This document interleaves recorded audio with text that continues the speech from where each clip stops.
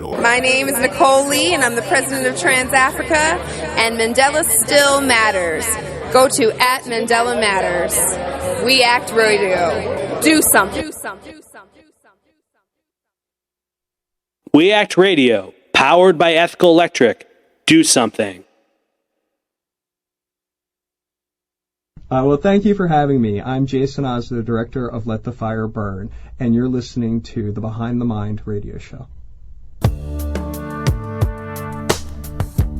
Welcome back, everyone. You're listening to Behind the Mind radio show on We Act Radio, 1480 AM. And as I said before I went to the break, we have Tim Gordon, who has been a film critic for the last 22 years. He is chair of the Washington Films Critic Association. Washington, D.C. Film Critics Association. Yeah, and also a member of the Critics' Choice. Broadcast Film Critics Association. Yeah, absolutely, which is great. Which is great. Are there a lot of African Americans in that pool?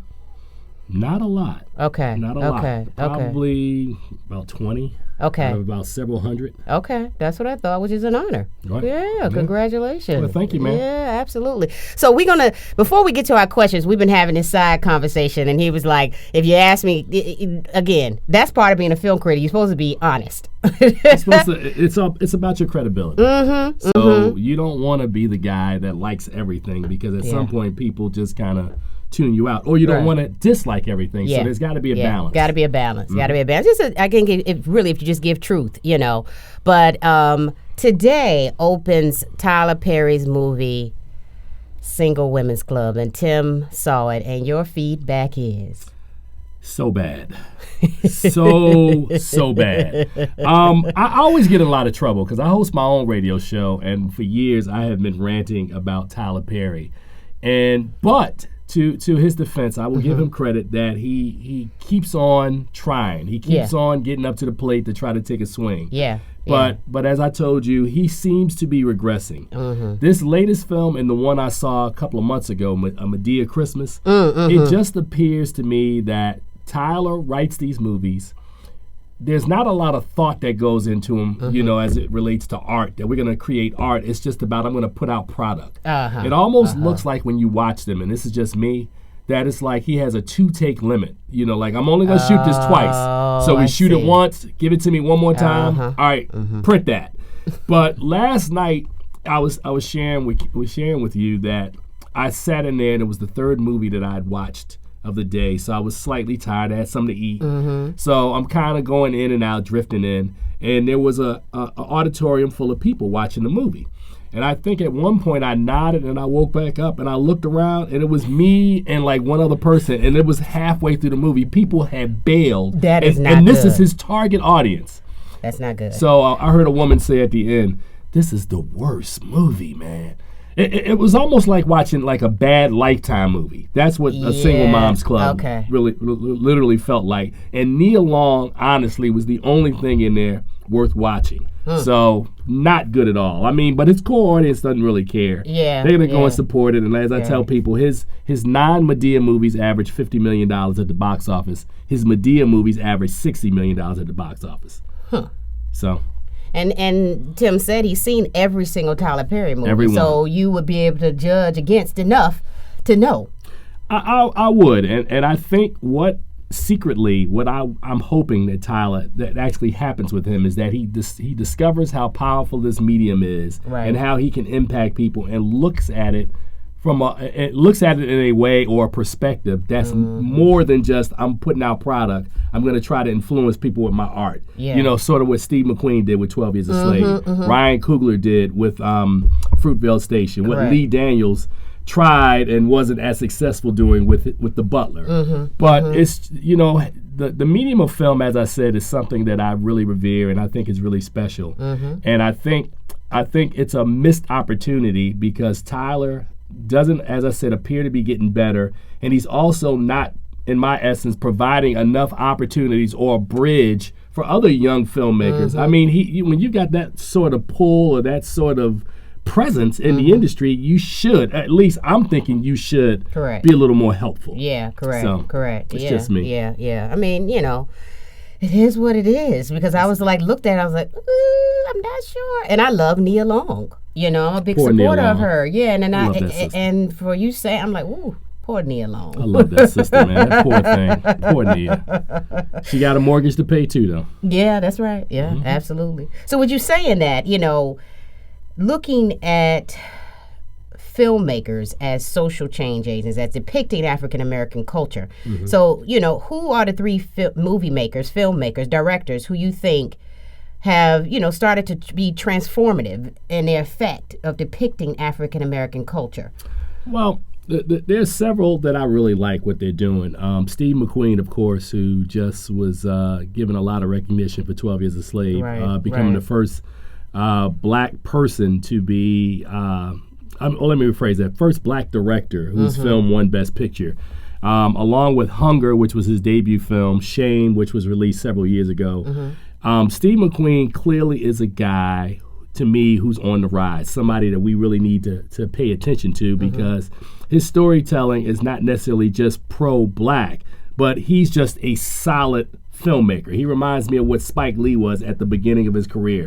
A solid filmmaker. Ava DuVernay, who I know and have known as a publicist and now as a filmmaker, ran into her in Sundance and we laughed. With films like I Will Follow, Middle of Nowhere, and now she's prepping Selma that Brad Pitt's company is going to produce. This is her major studio shot. I'm hoping that she can knock this out the park, but I love her storytelling. Ava does something that we talked about Tyler Perry a couple of minutes ago. I remember seeing For Colored Girls a couple of years ago and being like, coming out of that, being so upset at how black men were depicted. And the thing that I love about what Ava does is that Ava's films are pro-women, but they're never anti-male. It doesn't, so you don't have to, you don't have to step on a man in order to elevate a woman. And I think Ava's films strike that balance. So I like what she's doing. And a third filmmaker would be the young brother from the Bay, Ryan Coogler, who did Fruitvale Station. That was a movie that deserved more recognition during award season, but it was just it was just a numbers crunch, and it ran into a really competitive year where there was so much content. But Fruitvale Station, I thought, I had it as my third best film of 2013. Yeah, it was wonderful. And I'm anxious to see what Coogler has up his sleeve next. I think he's supposed to be, he is signed for something. I can't remember what it is. If somebody in the audience knows, they'll probably let us know. Okay. That's a good top three, though. Ava is pretty new to me. I've seen the name, but I have not seen her work. So I will be interested to go back and take a look at her work. So what qualities should a great critic have? I tell people this all the time, especially young people who come into the business, that hey, you got to watch movies. If your education in film is just like the hot stuff you saw in the 80s and you didn't watch any classics, I mean, it's funny. So I think watching movies is one huge prerequisite for the job. A second prerequisite for the job, and I'm blessed because over the course of 20 some odd years, I've had an opportunity to do television. I've had an opportunity to do radio. I've had an opportunity to write for publications like Jet and BET. But I think you've got to learn how to articulate or establish what your point of view is, and you got to set a bar.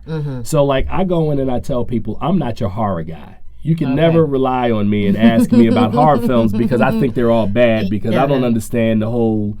I mean, I understand they make these films cheaply, but the whole idea of like white people in distress and like falling in the woods or be in places that they shouldn't be, that just never, it doesn't work for me.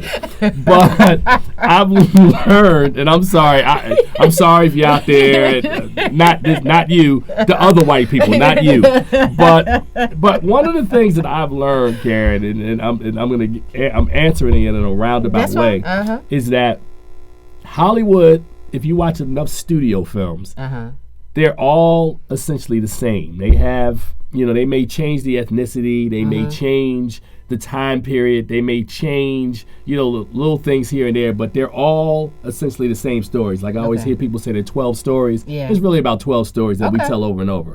So I think you've got to determine and create that perspective. You got to be able to look at these older films, have a voice, be able to articulate it, and then be honest with people. I was going to say that as the last kind of like tenet of the business. You got to be honest. You can't, if you don't like a film or you don't like a certain performance or director, you can't not like it here and then he shows up and you go, hey man, I'm digging your work. Right, exactly. I've gotten in trouble because I tell people like, hey, player, I crushed your movie on my show. And I've had people come back and go, you know, I can respect that. You know, you should have. It was a bad movie. Right. So that's kind of what I would say for people, that what you should be looking for as a critic. So what's your style, though? Because I was looking at Roger Ebert, and he was talking about his style, you know, of how he writes and he critiques a film. So do you have a style? Do you have things that you must touch upon?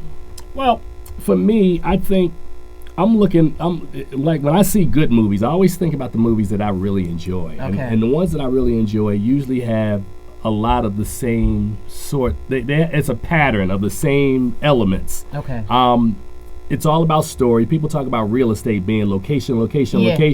Movies are story. So if you come up with a really good script, even if the acting's really not good, people will be like, okay, I can roll with you because I like the concept. I like what you're doing with the story. You also want good acting.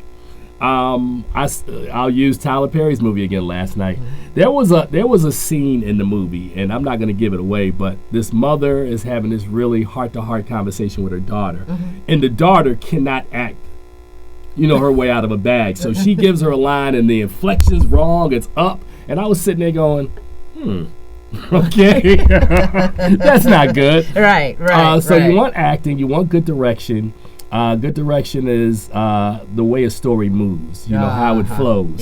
And a lot of that either is fixed in the edit sometimes. Like I give you an example. I saw the Raid 2 last night. I'm not sure if you ever saw Raid Redemption. I didn't. Okay, Raid Redemption, for anybody who's ever seen Raid Redemption, basically same story. You've seen it over and over. Guy's an undercover police officer, but he's a martial artist. He has to beat up a bunch of people and is creatively shot by Gareth Evans. So I see the sequel last night. And the way he directs some of these action scenes, you don't see American action filmmakers make films in the style that Mr. Evans has exhibited with this film. So I'm looking for direction. I'm looking for mood. Music is an important element in a movie because how is the music enhancing the film? Is it helping move it along? I've seen films where the music is almost like a character, or like a location is a character when in a very well-written screenplay. So my style, for the most part, is that I would almost call myself like a movie cosmopolitan. I understand enough history and have studied the business that I understand who the greats were. I also revere people who have their own style now, like a Christopher Nolan. I love watching his movies. I talked to you about Nymphomaniac, which is going to open a little later on this month. Lars von Trier's, I may not agree with his filmmaking, but I love watching his movies because they're always provocative and they'll make you think and they'll give you imagery that'll either repel you. You'd be like, oh man, I don't want to see that, like I did with Antichrist. Or when you watch Melancholia, you'd be like, oh, okay, I see what he's doing. But he always does interesting things to me. Spike Lee is another guy who I think always, even in a bad Spike Lee movie, he does interesting things. He does, very true. I talked to you about Red Hook Summer, a movie I hated. But there was some interesting elements that were in the film, and I always get excited because it's an event when Spike Lee puts out a movie, when Nolan puts out a movie, when Von Trier puts out a movie. I'm trying to think of a couple of other guys, directors that I really like. That I like. I'm like, oh, he's got a movie coming out. So gotta check that out. Yeah. And the Nymphomaniac with Shia LaBeouf that's coming out as well. When does that due out? If you all don't know, look up Nymphomaniac. It's a film coming out, major release. There's a part 1 and a part 2 to it. He just showed me the movie poster for it. Very interesting. Very interesting. And I can't. I'm not allowed to review it, but I can talk about it. But what I found to be very interesting about it, again, because I love Von Trier, is that I was afraid when they announced he was doing this. I was like, oh my God, man, this dude. I can only imagine. And what I thought is exactly what he put on screen. It's this woman who's telling her story of a very uninhibited sexual past, and it is I don't even know how to describe it. I mean, toward the end, I was sitting there, and because it kind of had like, if you remember, She's Gotta Have It from Spike Lee with Nola Darling. Yeah, it's kind of like a long form Nola Darling, but really getting into the psychology of a woman and how she thinks, and how, as she said one point, that talking about her sexuality. I was going to use the other word. She was talking about her sexuality being kind of like an open closet that she just talked about there are times that she was sleeping with 7 to 10 guys at a time. She talked about the 3 guys, and Vine Trier's kind of put up this musical score and compared it that it needed a right hand, a left hand, and kind of a bottom bass, and like all these 3 guys. It's a fascinating movie to watch. Deep. Watch this. It's a fascinating movie to watch, and then it's a fascinating movie to watch. Okay. So, if you could turn around and do a progressive film festival, right, what films would you show? Well, see, it's really interesting you would ask me that question, because I sat on a panel about a week and a half ago with the new head of the DC Film and Television Office. Okay. And I understand, and I talked to him yesterday. I want to get down there because DC is about to lose Film Fest DC. This is its 28th and final year. Wow. And I have been approached on more than one occasion about doing a film festival. Okay. Now, I just came back from Sundance. Now, if you ask me what kind of film festival I would want to do for this city, man, I saw some stuff at Sundance. When we go to the next break, I'm gonna fill you in on some of the stuff I saw. I saw some amazing films that I think that would play well in this market. Okay. There was one film that I talked to a critic yesterday before a screening that played at South by Southwest that also played at Sundance, called Wetlands, which is an experience. About a German woman who has a thing about body fluids and how she, I'm the messenger. And I saw that title, Wetlands, when I went to the Sundance thing, but my mind did not go there. I was, Wetlands is the one movie that I tell people I enjoy movies. I dreaded watching this movie, and when I explain to you some of the stuff that was in it, you will dread it as well. But I just thought it was provocative. R100. There was a sci-fi romantic film called No One Else, I think, or something like that, about a couple who's experiencing marital difficulty, go to see a counselor. He sends them away on a retreat for the weekend, and then it gets into this kind of Twilight Zone-esque sort of a situation. Really well done. Very provocative. Provocative is the word that I use for Sundance, because a lot of those films are entertaining, but you'll leave them and go, ooh. So the content and the storytelling, like you said, it's there. Now, for you, the one film I think about as I'm sitting on your show that I think that we really need to encourage your audience to go see, are you familiar with the Black Power mixtape, 1967, 1975? You familiar with that? All right, the director who made that, Goran Hugo Olsen, has a new movie out that played at Sundance that I saw called Concerning Violence. Did you hear about this one? No. Lauryn Hill narrates, based on Frantz Fanon's book, The Wretched of the Earth. Oh, no. Holy, that was my second favorite documentary at Sundance, behind the Ebert doc. That documentary is amazing, talking about the decolonization of Europe and how how Europe has made its money by pillaging Africa, Asia. It's an amazing documentary with the visuals that Olsen uses, but Lauryn Hill's voice reading Frantz Fanon's book. Whew, very well done. So that's due out this year? I think it's due out only if it gets distribution. If it probably doesn't get distribution, they'll probably release it either straight to Netflix or Redbox. But when it comes out, you should. I highly encourage you to see that film. Like that a lot. Oh, cool. Wonderful.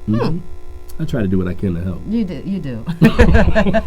So for 2014 Oscars, what were your predictions? Did you think that Steve McQueen was going to get Best Picture? Well, that's a good question. I went to answer your question. I went 6 for 6 with the Big Six. And what I mean by the Big Six is best, actor, actress, supporting actor, actress, film, and director. So I wasn't the only one. Every critic who's worth their salt picked the same 6 movies because, as the head of a film critic group or association, I always explain to people that it's a 3-part process. It's the Film Critics Association's early in December. They kind of like create the buzz. Okay. Then the Golden Globes comes along like in the second or third week in December, and then they announce their nominations based on what the buzz is from all the critics associations. Right. And then the Academy Awards comes behind the Globes, looking at what the Globes have picked up on, and then they carry the ball or carry the baton across the finish line. Got it. Okay. But it was easy this year because Kate Blanchett, Jared Leto were winning all across across the Critics Associations, the Golden Globes, and ultimately the Oscars. McQueen, who there was a lot of support for early, sort of fell back because people really wanted to give Gravity some love, and Gravity wasn't good enough to be Best Picture, so it was kind of this situation where they wanted to make sure everybody got taken care of. Okay. McQueen, we won't give you Best Director, but we will name it Best Film. Okay. Corleone, you will get Best Director. Matthew McConaughey, who I tell people got the combo Oscar because he was great in the Dallas Buyers Club, but he was equally great in Mud early this year, as well as The Wolf of Wall Street, his little 10 minutes in that. And let's not forget True Detective, which is on HBO, wow, that's and a voters deep are watching. show. Now, those are the 4 things that he did in 2013. That's not counting the end of 2013 where he had Magic Mike, Killer Joe, The Paperboy. Yeah. So Matthew McConaughey has, and not just working, I'm talking about turning in one stellar performance after the next. Absolutely. Lupita Nyong'o, that was the only one that I was a little nervous about because Jennifer Lawrence, who had won the Oscar last year for the Silver Linings Playbook, I don't think she did enough in American Hustle, but I understand her being included in as a nominee. But I think the reason why a lot of people figured out that she wasn't going to win is because she's 23 years old and she now has 3 Oscar nominations. And they got to really, really like you in the Academy to give you a back-to-back Oscar. So Jennifer Lawrence may win. She probably will win another Oscar, but this was not her year. They definitely wanted to give Lupita Nyong'o the love. And she deserved it for 12 Years a Slave. Absolutely. She left an impact on me that just stuck for days with that character of Patsy. I mean, and it just unexpected. You didn't go in there knowing this character to pay attention to this character, but she commanded your attention. She captured your heart. You had empathy for her. Like I said, that film had empathy. It showed empathy, not just sympathy. And I just don't think we had a film like that before. Well, I think the thing that was interesting to me about 12 Years a Slave is that I'd read so much. You know how, like, before the movie comes out, you read all of the stuff, and I'm going, all right, let me see what this is. And I remember being at the screening, and I'm 20 minutes in, and I'm like, my first impulse is like, I don't really want to watch this. And then I said, I dread roller coasters. I don't like roller coasters. It kind of put me in a place that I'm on a 2-hour or whatever the length of the film was, roller coaster ride, and it's going to be painful, but I got to see it through. And I just thought that there were at least 7 to 8 extraordinary scenes that are in 12 Years a Slave, including the opening scene where he is literally beaten. Solomon Northup is literally beaten into slavery. The way McQueen shoots it, with the guy beating him across the back until the paddle breaks. I was like, wow. The Nyong'o scene at the end, where she gets whipped. I remember seeing it the first time, Karen, and then coming back like 2 nights later, and I didn't want to watch it all over again, but I did want to see that scene again, and I wanted to importantly watch the audience's reaction. And I remember watching the audience reaction. People were deep in their seats and they were covering up, and oh my God, man! So I just think it's powerful in a way that, as much as we revere Roots, Roots was done in 1977.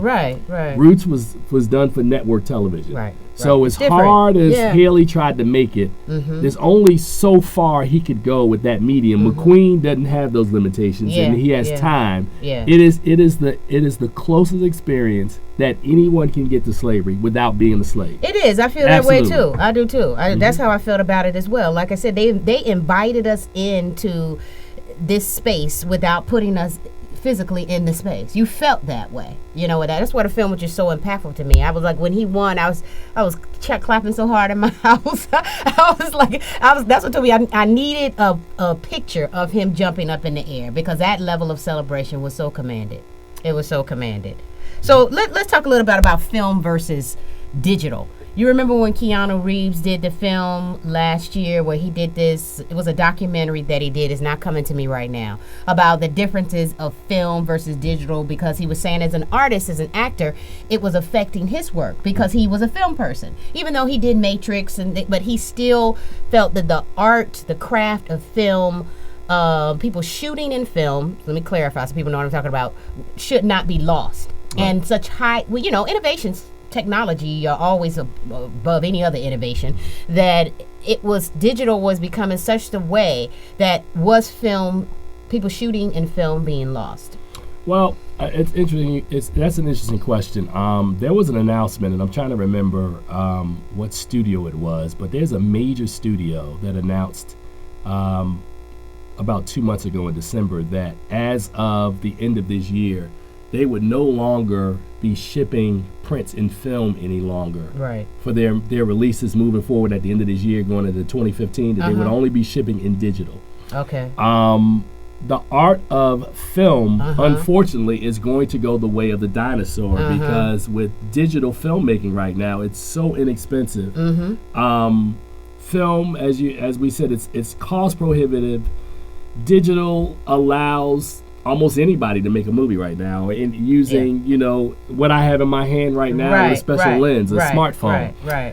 But I miss movies on film. I mean, film. See, here's the drawback. Let's talk about this a little bit. The drawback of putting movies on film stock versus digital stock.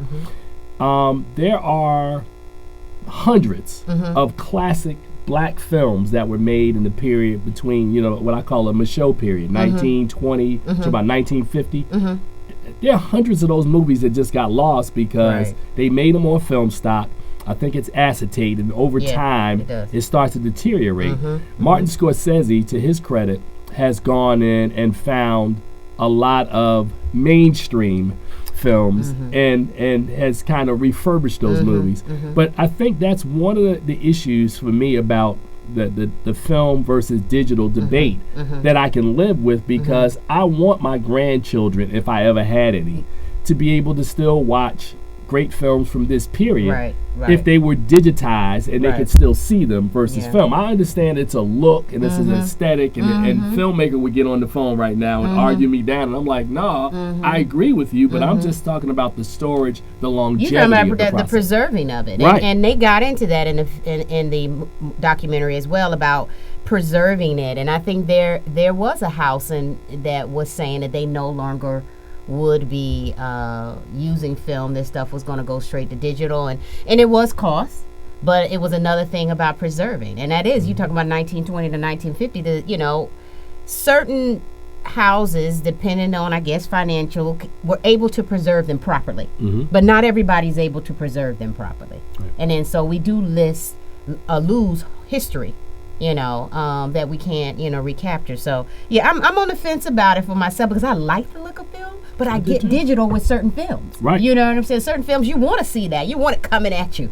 Well, I would almost look at it honestly at this point, is if you were doing an important movie, like when you talk about films that the Academy likes, and let me just say this, because there's this thing, I have all my close friends who'll call me up every year around Oscar season, and you know, they'll be like, man, what are these movies that you guys are talking about? How come Transformers or this movie? I said there are two types of filmmaking that goes on in the industry. There's the commercial films, and there are the creative films.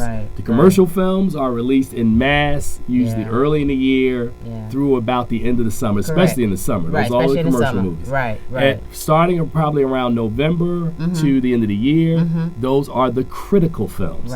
Now, so having said that, I think if you want to use film, there's certain critical stories that I think you should tell in that format. Like if I wouldn't have minded in film to watch Mandela: A Long Walk to Freedom, which is a film that had its problems, but the life of Nelson Mandela needs to be kind of respected and honored in that way, using that medium. I agree.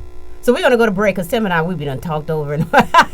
So we'll go to break. When we come back, we'll continue our conversation. You're listening to Behind the Mind Radio Show.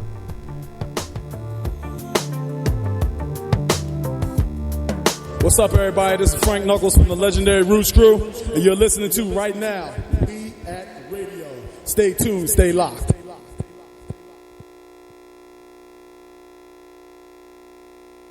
Do you have a case of the saggy Maggies? Or those uncontrollable falling bra straps? Ooh, how annoying! Well, Bra Leaf is your solution. Bra Leaf is made of a soft elastic band and you can adjust this length for narrow to wide bra straps. With Bra Leaf, the results are amazing. Get the lift you've always wanted. Try Bra Leaf, the premium adjustable bra clip, at braleaf.com. That's BRALIEF.com. Try it today. Friends, David Schuster here, and all of us at We Act Radio are so proud of our neighbors here in Southeast D.C., especially one of our partners, The Ark. The Ark is at 1901 Mississippi Avenue Southeast. It's the home to some of Washington's best, including the Washington Ballet, the Levine School of Music, Boys and Girls Club, and the Children's Health Project. All provide a number of programs and services within the very same facility. The Ark is also home to the Ark Theater, the only theater east of the river, which hosts a variety of dance, music, and theatrical shows each year. Almost everything you could want is at the Ark, so stop by and see them. The Ark, 1901 Mississippi Avenue in Southeast. For more information, visit the Ark's website, www.thearkdc.org, or call 202-889-5901. The Ark, part of Southeast D.C. APPEAL is an acronym for Association of People for Pan-Africanist Economic Advancement Through Leverage. APPEAL is creating a credit union, and this move is consistent with a broader movement to withdraw support from big corporate banks and move money into local financial institutions that provide a better opportunity for people and communities to control their financial and economic futures. I am Lasana K. Mack, founder and executive director of APPEAL, and I'm the former treasurer of the District of Columbia. When I realized that multiple problems and weaknesses in our communities are linked to the lack of organized wealth, I knew I had to do something. So I decided to use my financial management expertise to create a vehicle to facilitate empowerment for my community, and APPEAL is doing that with our financial literacy programs and a credit union. I appeal to you to become a member, donate, or learn more by going to appealinc.org, appealinc.org, or by calling 1-800-711-7851. It's about empowerment.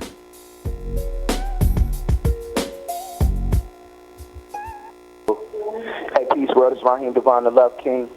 The album, A Place Called Loveland, is coming extremely soon. Listen out for that. And you're tuned into Behind the Mind Radio. We Act Radio, powered by Ethical Electric. Do something. This is Judy Walsh-Mellett, and you are listening to Behind the Mind Radio Show. Welcome back, everyone. You're on Behind the Mind Radio Show on We Act Radio 1480 AM. We continue to talk to film critic Tim Gordon. This has been a great conversation. I mean, yes, just ma'am. Like just straight candid, what I expected you to be. Yes, nothing's changed. Yes, ma'am. So let's fast forward just a little bit and, talk about. Let's do the behind the mind questions with you real quick, and then we'll go back to the film thing. So, who would you have lunch with, living or dead? Who would it be?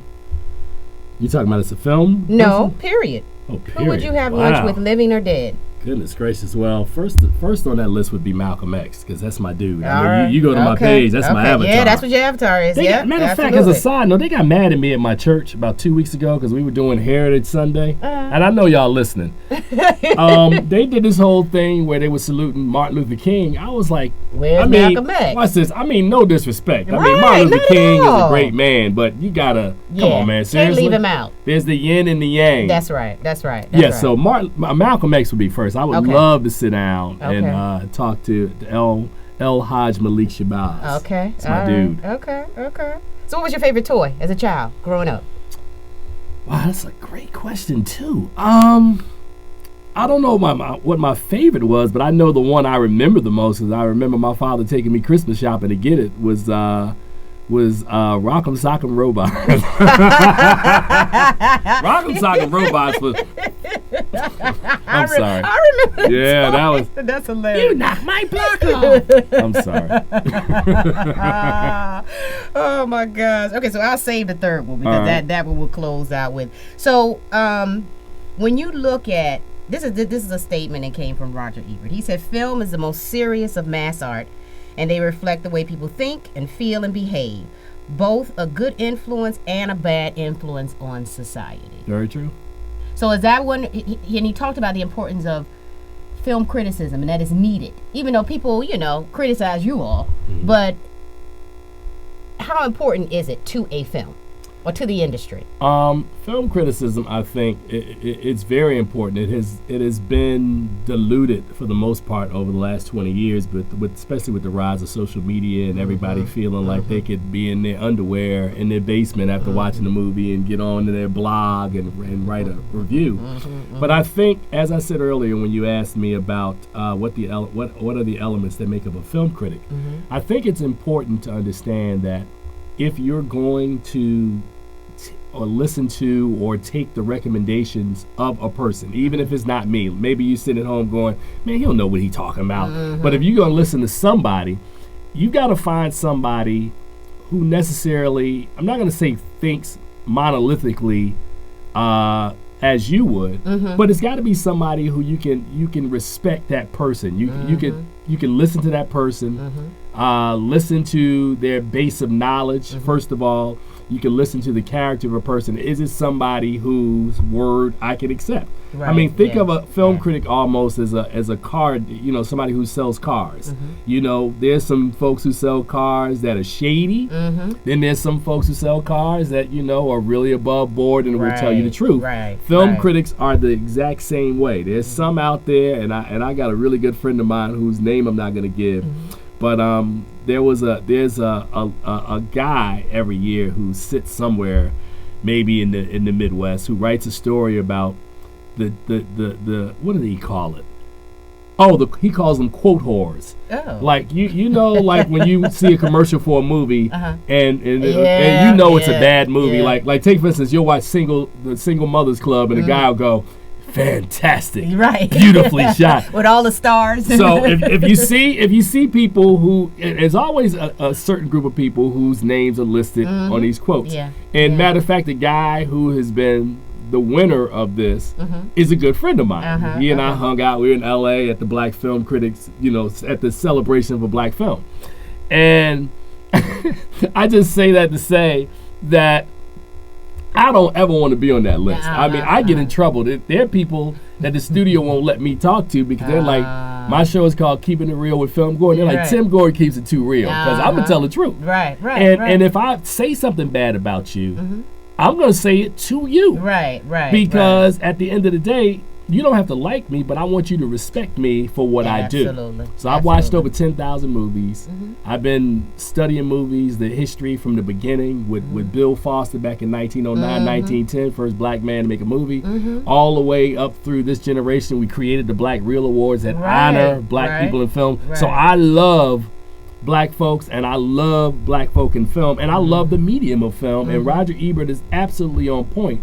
Because you think about something like A Birth of a Nation, which is a powerfully told story to the detriment of African Americans, but it's a movie that people always remember. So that's an example of using the medium for in a negative way to impact people. So that's a good and a bad influence. Yeah, and then there's so many really good films. Like I tell people, you were asking me your question earlier about who would I have lunch with in the industry.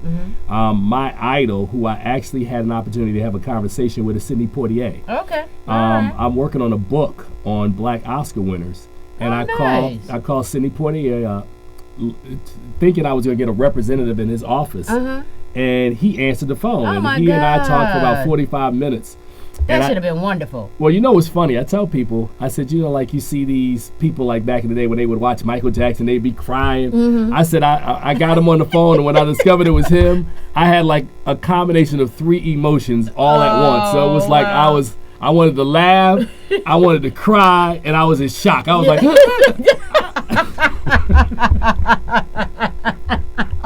you couldn't see the face. Actually, you couldn't see the face.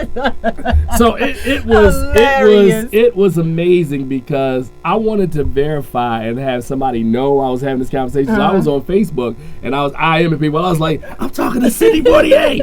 Yeah, now.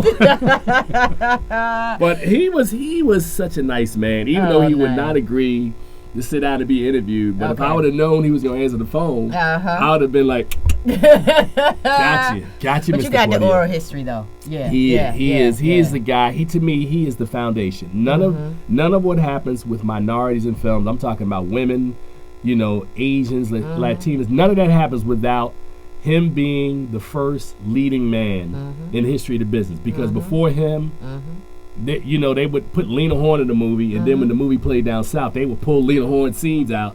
Then when it played back in New York, they put the scenes back in there. But you couldn't cut Sidney Poitier out of a Sidney Poitier movie. Right, exactly. So no matter what people thought of him in the 1960s, that guy is a giant. And I have been, good for you. He's still alive. So people talk about eulogizing. I've been praising Sidney Poitier for the longest. So I'm not waiting until he's gone. Yeah, man. right. The legacy is now. That dude is great. Yeah, the legacy is now. So, yes, ma'am. So you talked about the Black Film Awards and that, you created it to make an impact and recognize people who are African American filmmakers, directors, actors. What was it? Was that the purpose, or just because the history and it needed to be something else, some other way to honor them? Well, for me, it was growing up as a kid, watching award shows all the time, watching the Golden Globes, watching the Academy Awards. And every year, as now as a critic, I understand why, but as I told you earlier, I have my friends call me up and go, well, why is this movie not getting any recognition? So I remember when I first got in the industry as a critic, I remember watching two movies that impacted me greatly, and they were To Sleep with Anger, the Charles Burnett movie, and then the following year, Robert Townsend's The Five Heartbeats. And I remember at that time going, there's a disconnect between Hollywood and the black community. And I said, somebody needs to kind of step into the breach. So the idea behind the Black Reel Awards was years of watching all these black performances be passed over. Now, people will say, well, Tim, we've had 4 black people win Best Supporting Actress in the last 8 years. You're talking Jennifer Hudson, Monique, Octavia Spencer, and Lupita Nyong'o. You're talking about Jamie Foxx winning Oscars, Halle Berry, Denzel Washington. But you got to remember, from between 1927 and 1999, before we started the Black Reel Awards, old gap. There were enough people that, it's still on my site, you can count. I think on my Black Reel Award Facebook page, there have been a total now of 36 black people or people of color to win major Oscars. 36. From 1927 to 2014, 86 years. So my point is that it's gotten better, but it's a slow crawl. It is. Hold on a second. Am I sinking in the chair? I look like a midget. I'm sitting here going, why you get so big? We gonna see that anyway. You are expanding. But yeah, so that was my idea behind the formation of the Black Reel Awards. And I think we were blessed early in the process because as we were starting that process of honoring African Americans in film, it was also the rise of social media, which actually was able to spread it. So now what I'm most proud of is that if you go to the Internet Movie Database or imdb.com and you type in any major actor's name, if they've gotten a Black Reel Award, it's listed there. So from Denzel Washington, from the largest actor. Good for you. Well, hey, man, I'm the Martin Luther King in my organization. And there's always a gang of people that nobody ever knows, but people know me. So behind or beside every man, there's an army of folks doing the real work. That's right. Absolutely. Absolutely. That's the truth. That was a great statement, though. So what's a collaboration you have with Dan, is it Geyer or Gear? Oh, Dan Geyer. Yeah. You all forming this coalition of American film critics? About 3 years ago, I'm always in outreach and collaboration. And I don't know how we first met, but he runs the Chicago Film Critics Association, which has Roger Ebert as a member.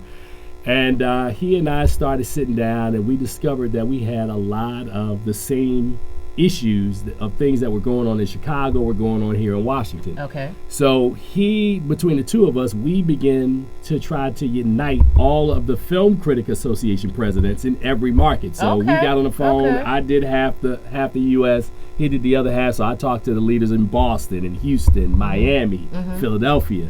So we established this group that we were trying to start, and I still think is in its infancy stages, called CAFCA. Okay. The Coalition of American Film Critics. And, Okay. and it's a group made up specifically of the presidents of all the film critic associations in America. That's good. So how is it that you all going to get together once a year, or even though it's in its infancy stage, what is the goal? I think the goal is that the studios are, and when I say the studios, I'm talking the major studios, Right, Warner Brothers, right. 20th Century Fox, etc., are trying to minimize the role of film critics. Oh, okay. And okay. I think what we're attempting to do with this group is to go to the studios and say that we're representing the lion's share of all the film critics that are in America. I see, and by having a coalition that will Right. do that, So you have strength in numbers. It's huge. So I'm really excited about the process. Yeah, but that's Dan is, good. as we refer to each other, he calls me President Gordon. I call him, yes, President Geyer. But he's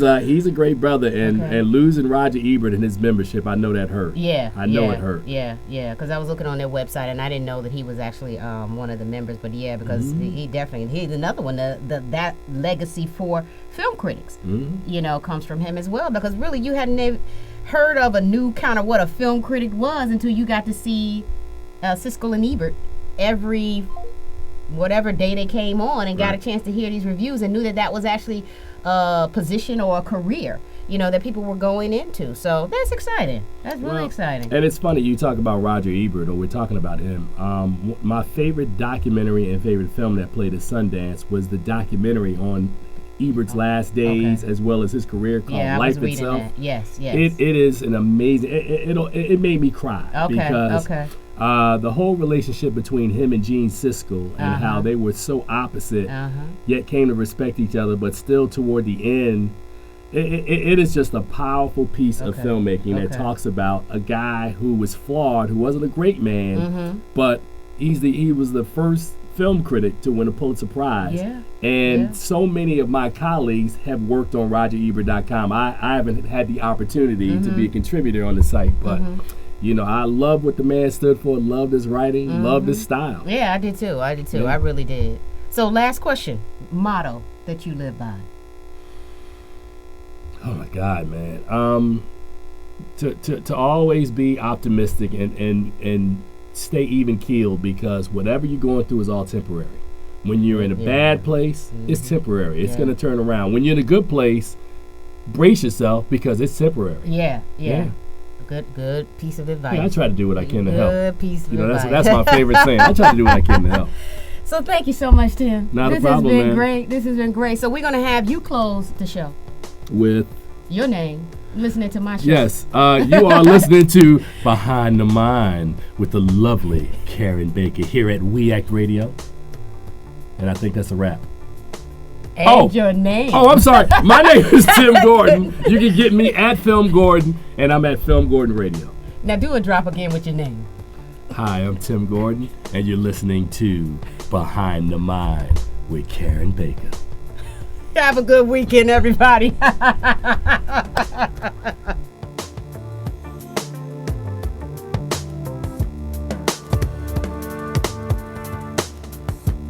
We Act Radio, Behind the Mind. We want to hear from people that find the time to think and create these fine designs. Where else will you get the most current information on game changers? Design thinkers and well-known innovators. In-depth interviews from visionaries, trendsetters, from science to food to entertainment. On the Behind the Mind radio show. We Act Radio, 1480 AM, 11 AM to 12 PM every Friday. Join me, your host, Karen Baker. And me, Anthony Leonard. We'll talk about design, innovation, and culture. Think different about design. Behind the Mind radio show.